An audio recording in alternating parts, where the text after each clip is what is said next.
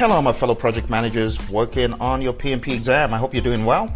Welcome to this rather quick episode. We got a question in from one of our students, and this question is about the PMBOK Guide 6th edition. And it's from Anili, and it reads, "Thank you for the book." That's the Immersion book.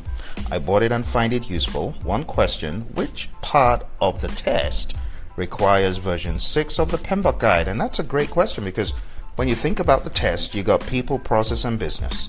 You got agile and hybrid, and then you've got predictive. So which part requires version 6?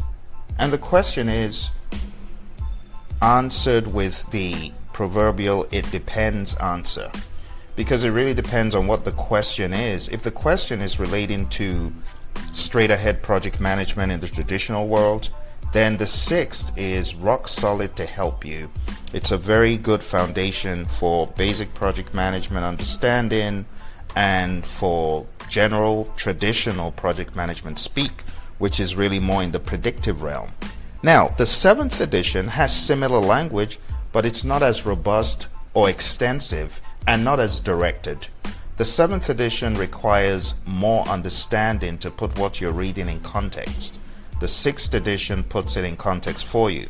So for anyone who wants to get into the world of project management, I always recommend starting off with the 6th, getting a firm understanding of the process groups, the knowledge areas, the anatomy of a project, which starts off with the pre-initiating activities like needs assessment, business case, benefits management plan, before getting into initiating, then planning, executing, monitoring, and controlling, and closing.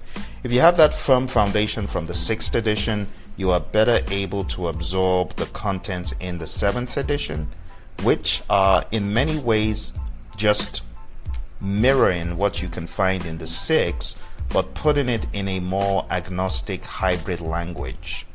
Okay, so if I were you, I would have a firm understanding of the 5 process groups, 10 knowledge areas, 49 processes to understand what on earth is really going on. And then when you've got that firm understanding, then are you able to take on the 7th edition and put everything into better perspective and put it into a compact framework without much variability, because the 7th edition is, to be quite honest, all over the place. It doesn't have the finite definition that the 6th has. So when you understand the 6th framework, you're able to take the pieces from the 7th that are very valuable to the work that you may be doing as a hybrid project manager. You're able to take those and you're able to plug them in, right? Otherwise, you just have a bunch of stuff in the 7th that sounds good, but you're not able to put it into a coherent framework. All right, I hope that makes sense. Thank you for the question, and all the best on the exam. Bye for now.